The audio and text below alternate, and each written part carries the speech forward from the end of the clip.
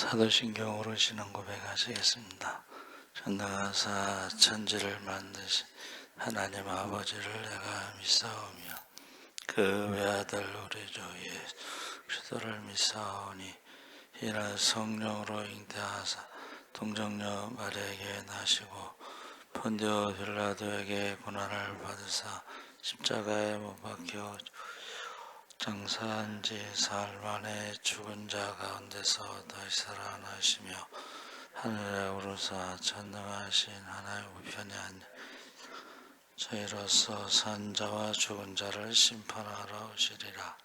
성령을 믿사오며 거룩한 공예와 성도가 서로 교통하는 것과 죄를 사하여 주시는 것과 몸이 다시 사는 것과 영원히 사는 것을 믿사옵나이다. 아멘. 찬송가 310장 찬송하시겠습니다.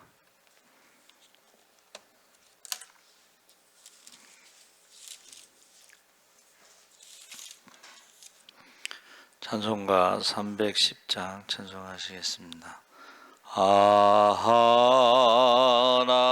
하나님의 은혜로 있을 데 없는 자 왜 구속하여 주는지 난 알 수 없도다. 내가 믿고 또 의지함은 내 모든 형편 아시는 주님 늘 보호해 주실 것을 나는 확실히 하네. 왜 내게 굳세 믿음과 또 복음 주셔서 내 마음이 항상 편한지 난 알 수 없도다. 내가 믿고 또 의지함은 내 모든 형편 아시는 주님 늘 보호해 주실 것을 나는 확실히 하네. 왜 내게 성령 주셔서 내 마음 감동해 주 예수 믿게 하는지 난 알 수 없도다. 내가 믿고 또 의지함은 내 모든 형편 아시는 주님 늘 보호해 주실 것을 나는 확실히 아네. 언제 강림하실지 혹 밤에 혹 낮에 또 주님 만나 그것도 난 알 수 없도다. 내가 믿고 또 의지함은 내 모든 형편 아시는 주님 늘 보호해 주실 것 것을 나는 확실히 하네. 아멘. 하나님 말씀은 베드로후서 1장 1절에서 11절까지 교독하겠습니다. 383쪽에 있습니다.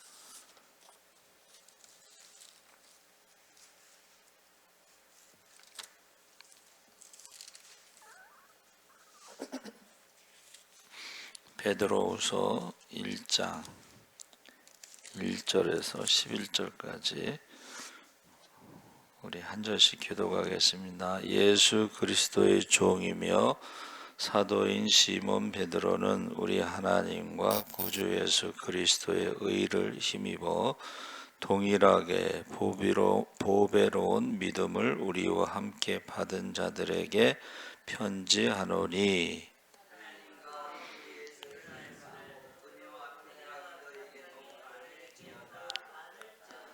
그의 신기한 능력으로 생명과 경건에 속한 모든 것을 우리에게 주셨으니 이는 자기의 영광과 덕으로서 우리를 부르신 이를 알므로 말미암음이라.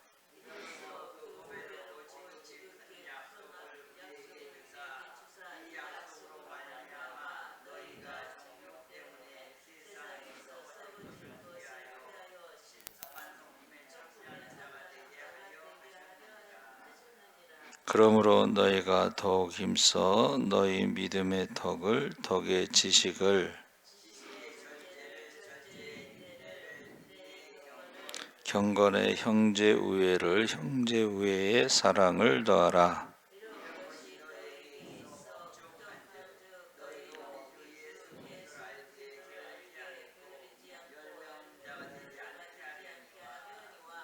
이런 것이 없는 자는 맹인이라 멀리 보지 못하고 그의 옛 죄가 깨끗하게 된 것을 잊었느니라.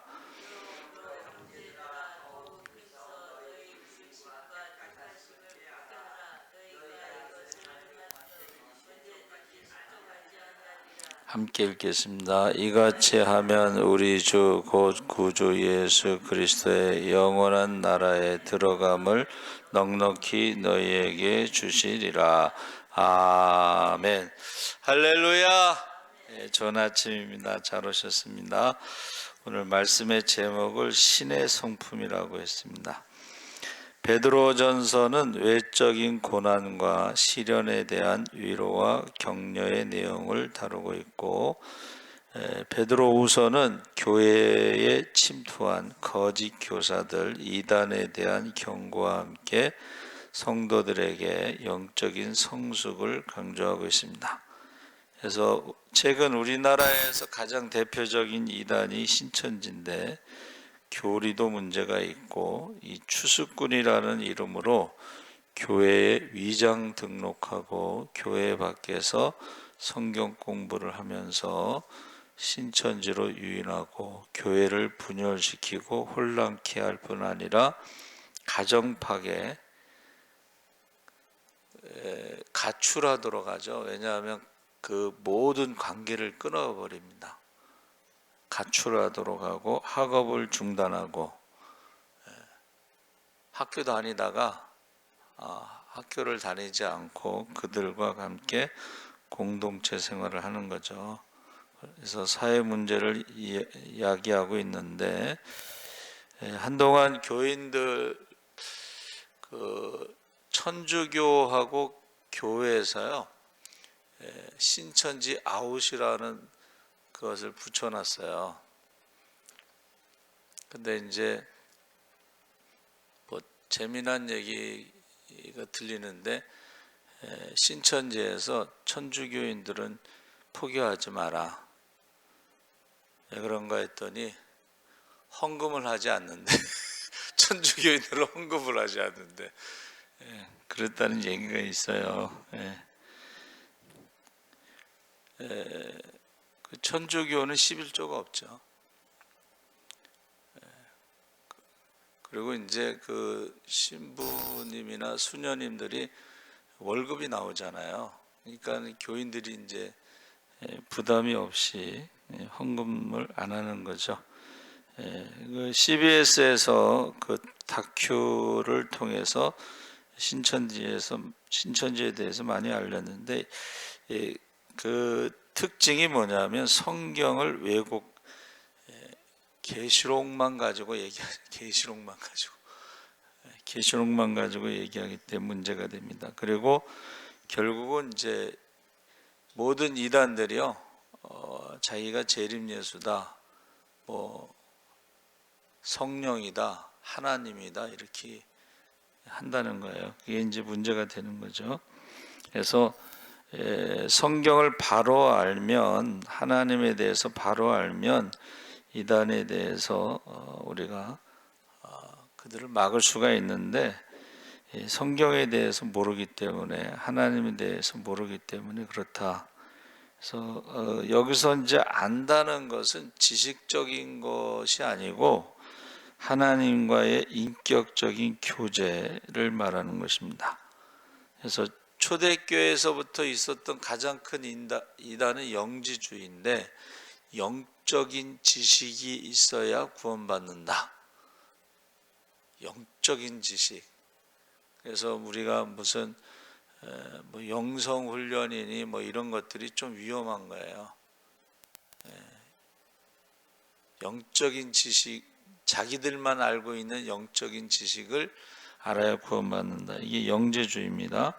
그리고 몬타누스라고 하는 게 이단도 있었고, 그래서 신약 성경 전체는 영지주의자들과의 싸움이다. 이렇게 보시면 되겠습니다. 그러니까 우리는 이제 십자가에 대해서, 십자가의 죽음과 부활에 대해서, 예수님에 대해서 우리가 정확한 신앙 고백을 하면 되는데, 그래서 이 이단들과의 싸움에서 기독교 신앙을 정리해 놓은 것이 바로 사도신경입니다. 사도신경의 내용이 한마디로 말하면 예수님에 대해서 집중적으로 고백하는 거죠. 전능하신 하나님과 예수님에 대한 내용. 그래서 이단들은 사도신경으로 고백하지 않죠. 사도신경을 고백하지 않습니다. 그리고 새벽 기도도 없고 여러 가지 다른 모습이 있는데, 얼마나 모르면 거기에 이제 빠지겠어요. 그렇죠? 그래서 여기 우리가 310장 찬송가 했잖아요. 310장 찬송가 작사자가 남북 전쟁 때 소령으로 전쟁에 참여했다가 오른쪽 팔을 잃어버려요. 그리고 이제 포로 수용소에서 있다가 이제 거기서 신약 성경을 읽으면서도 이제 구원의 확신이 없었는데, 어느 날 간수가요, 죽어가는 병사가 기도를 원한다. 그러니까 이제 소령이 가서 기도하면서 그가 예수님을 영접해요. 그리고 나중에 이제 복음 전도단에 들어가서 전도를 하는데, 하나님의 은혜로 이 쓸데없는 자가 예수를 믿지 않고 전쟁의 소령으로 오른팔을 잃어버리고 포로 수용소에 있을 때에 그 죽어가는 사람을 위해서 기도하다가 영접하게 됩니다. 구원의 확신을 갖게 됩니다.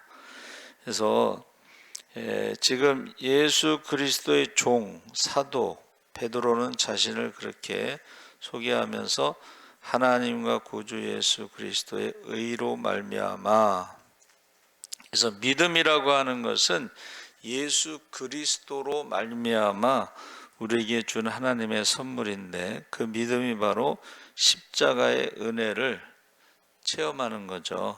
죄와 사망의 문제를 우리가 해결하는 것입니다. 그러면서 은혜와 평강이 너희에게 더욱 많을지어다 하고 인사를 하는데, 이것은 사도 바울이 은혜와 평강하고 베드로는 은혜와 평강이 조금 다른데, 사도 바울은 예수 믿는 모든 사람들에 대한 인사말을 말하는 것이고, 베드로는 각자가 하나님의 은혜와 평강을 체험하도록 간구하는 거예요. 자, 이단들이 지금 교회 안에 들어왔잖아요. 그럼 교회 안에서도 믿음에 대해서 이제 구별하는 거예요. 그 믿음을 구별하는 데 있어서 어떻게 해요? 각자가 체험을 해야 된다는 거예요. 그리스도의 은혜와 그리스도의 평강을 체험해야 된다. 그거를 하나님과 우리 주 예수를 안다. 지식인데 여기서는 에피그노시스라고 그래서 그노시스가 일반적인 지식이고 에피그노시스라는 것은 체험을 통해서, 이 체험이 뭐예요? 바로 하나님과 깊은 인격적인 교제를 통해, 인격적인 교제가 뭐냐면 바로 대화하는 것입니다. 기도하는 것입니다.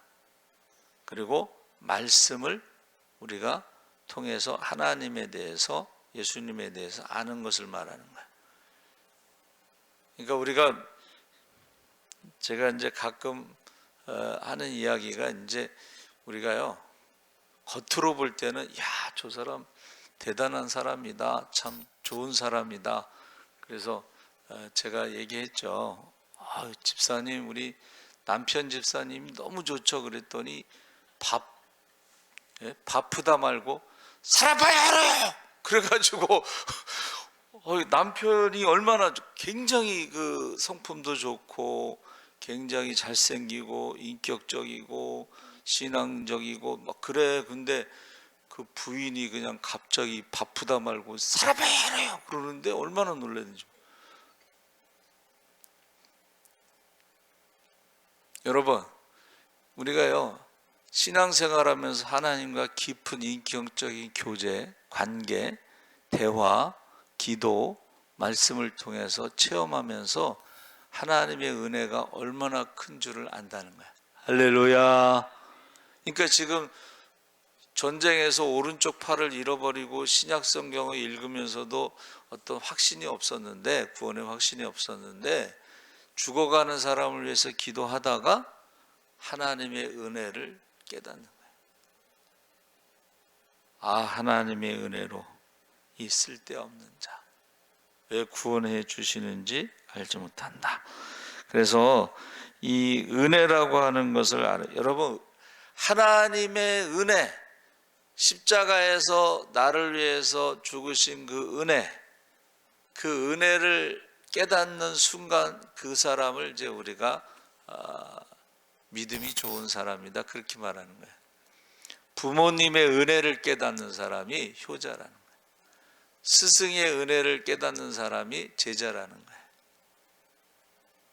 그런데 요즘에 이제 은혜라는 말을 잘 안 쓰잖아요. 그전에는 예배 마치고 나갈 때 은혜 받았습니다, 은혜를 안다는 거예요. 사람들이요 가장 잘해준 사람이 배신한다. 은혜를 모르는 거예요.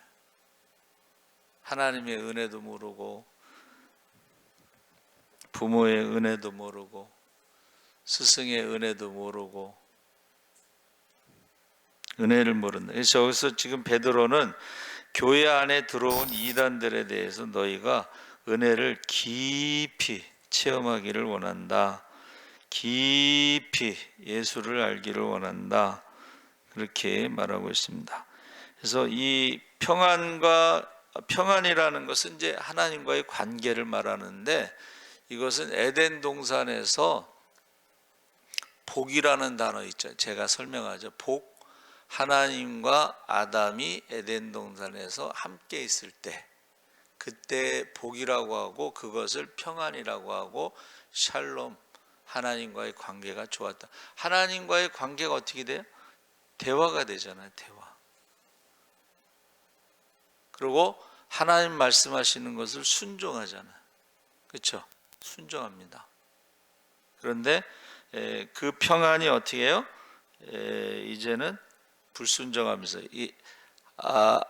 뱀이 유혹할 때에 하나님과 같이 된다, 죽지 않는다, 이런 말이요 굉장히 큰 유혹이에요. 자, 죽지 않는다는 것은 반드시 죽는다는 말에 대해서 의심하게 하는 거예요. 의심. 하나님을 의심하고 하나님의 말씀을 의심하고 그럴 때에 불안이 찾아옵니다. 불순종했을 때 반드시 죽는다는 말에 불안이 찾아옵니다. 근데 그 불안과 죄와 사망의 저주에서 우리를 회복시킨 것이 바로 예수님이 십자가에서 죽으심으로 죄값을 치르셨기 때문에 믿는 자들에게, 영접하는 자, 곧 그 믿는 자에게는 하나님의 자녀가 되는 권세를 주셨으니 성령을 선물로 받으리라. 할렐루야. 예수님을 믿음으로, 십자가의 은혜를 믿음으로 우리는 어떻게 해요? 에덴 동산에 원래 타락하기 전으로 돌아갈 수가 있습니다. 그래서 예수 믿으면서 세상의 근심, 걱정, 이것은 아직 맡기지 못한 상태죠. 죄와 사망의 저주 아래 살아가는 거죠. 너무 안타까워요. 예수 믿으면서도, 교회 다니면서 신앙생활 하면서도, 그래서 이 샬롬, 하나님과의 관계가 구약에서는 회개할 때, 제사 드릴 때 그 샬롬이 이루어지는 것이고, 말씀에 순종할 때, 신약에서는 십자가의 은혜를 믿음으로 말미암아 우리가 예배 드릴 때, 성령 충만할 때 우리가 하나님과의 관계가 회복되는 것입니다.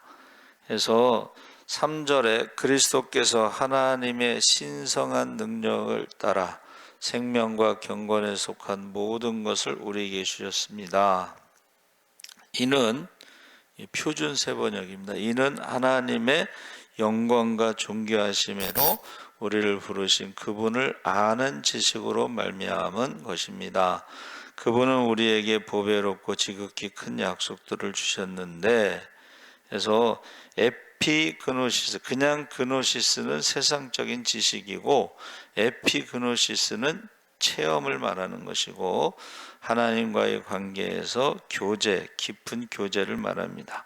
그래서 생명과 경건, 보배롭고 지극히 큰 약속, 새 생명, 그리스도의 재림, 새 하늘과 새 땅에 대해서 우리에게 큰 약속을 주셨는데, 정욕 때문에 세상에서 썩어질 것을 추구하던 우리를 신의 성품에 참여하려는 자, 변화시킨다는 거죠.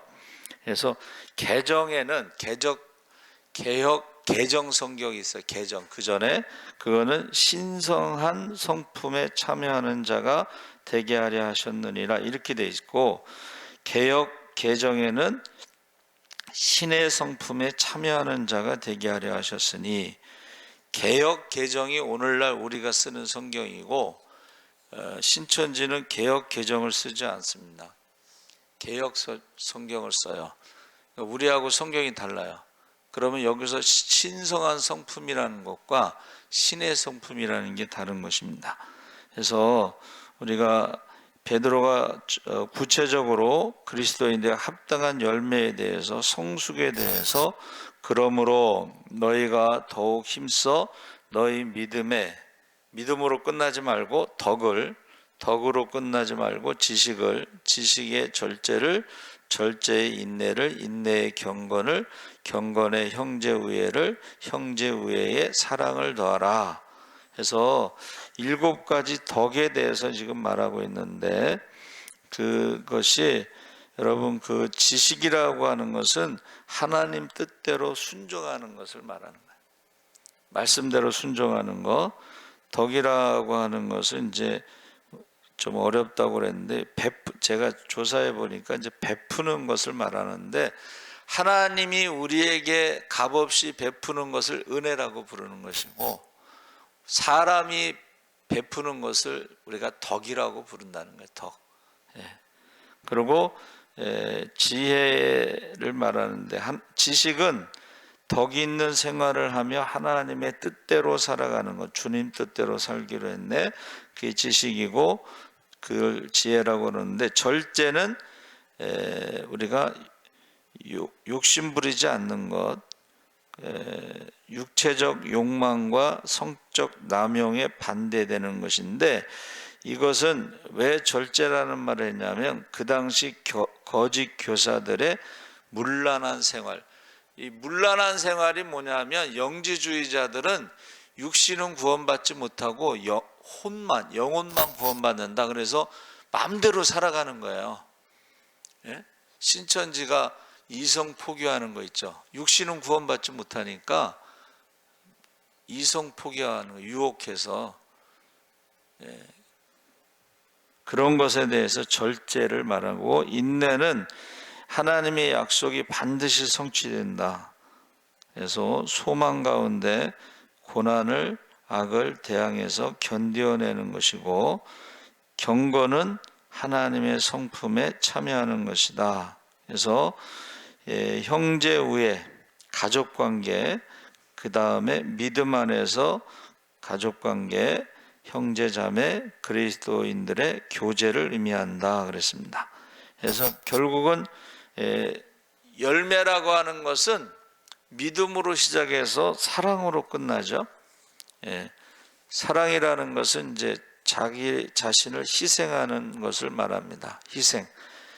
십자가의 그 죽음은 바로 희생하는 것을 말하는 거죠. 섬기는 것. 그래서 신의 성품에 참여할 수 있는 것을 말하는데, 쉽게 말하면 신의 성품은 예수님을 닮아가는 거죠. 우리가 신앙생활하면 저 사람은 정말 예수님 같다. 그전에는 그런 말을 썼는데 요새는 보기가 힘들죠. 신의 성품은 예수를 닮는데 바로 십자가에 죽기까지 순종하는 것이고, 십자가가 예수님을 닮아간, 날마다 자기를 부인하고 십자가를 지고 주님을 따르는 것이 예수를 닮아가는 것이고, 또 성품에서 이제 온유하고 겸손하다. 그러면 마귀의 자녀들은 마귀를 닮아가는데, 마귀의 성품이라는 것은 욕심, 죄, 거짓말, 음란 뭐 이런 것을 말하는 거예요. 이런 사람들은 천국에 들어가지 못하죠. 그래서 제가 성품에 대해서 찾아봤는데, 그 헬라어로 이제 피시스라는 말을 쓰는데, 이것은 태어나는 것을 말하는 거예요. 타고난 거, 기질, 타고난 거. 그런데 저와 여러분은 예수를 믿으면서 죄와 사망의 문제에서 자유함을 얻으면서 하나님의 자녀가 됐을 때의 성품, 성령 받은 사람들의 성품. 그래서 베드로 같은 경우는 성령 받기 전과 후가 완전히 달라지잖아요. 그렇죠? 그래서 성품을 제가 이제 한번 찾아봤는데, 성자는 태어날 때의 그 마음을 성품이라고 그러는데, 그 성질 태어났을 때 성질 있죠. 쟤 원래 저래 뭐 이런 식으로. 그리고 품이라는 건 품격. 그래서 이 성질의 그 질자가요, 대나무가 있고 그 다음에 돈이 있습니다. 그러니까 저 사람의 그 성격을 알려면 어떻게 해요? 물질을 보면 알 수가 있어요. 욕심 부린다, 욕심이 없다, 이런 것을 보고 알 수가 있고, 품격, 성품의 품격은 입구자가 3개고 나무 목자가 들어가고 또 입구자가 들어가요. 그 사람이 말하는 것을 보면 그 사람의 품격을 알 수 있다는 거예요. 품격. 그러니까는 똑같은 말이라도 말하는 그 격이 있다는 거예요. 수준이 있어요. 말하는 그 격. 그 품자라고 하는 것은 등급을 매긴다 이런 뜻입니다. 등급. 사람에도 말하는 것을 보면 등급이 있다는 거예요. 그래서 그것을 우리가 신의 성품을 신품이라고 그러는데, 그것을 거룩한 성품이다 그렇게 말하고 있고, 거룩하다는 것에도 귀 이자가 하나 들어가고 입구자가 2개가 들어갔는데 우리가 어떻게 해요? 이게 제가 한문을 잘못 썼구나.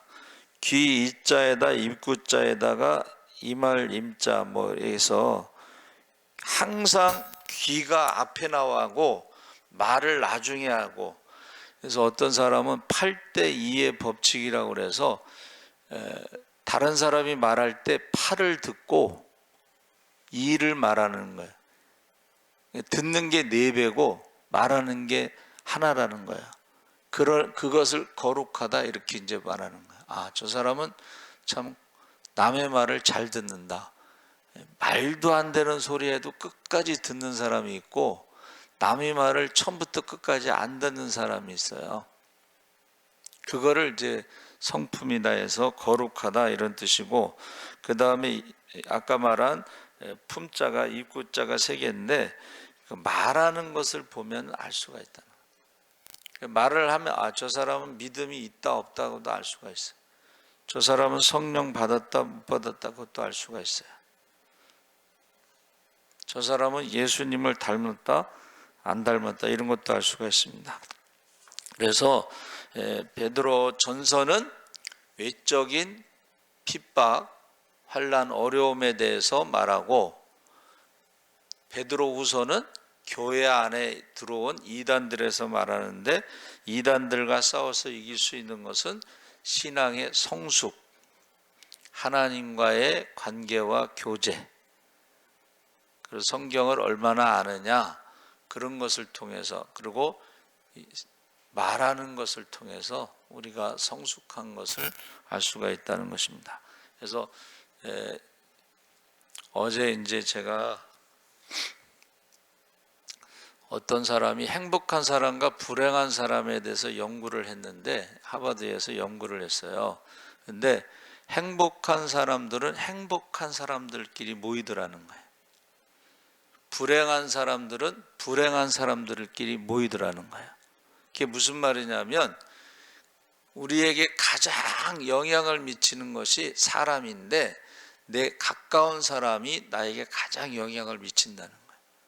그러니까 행복한 사람들이 늘 이렇게 모이는 것은 서로에게 좋은 영향을 준다는 거예요.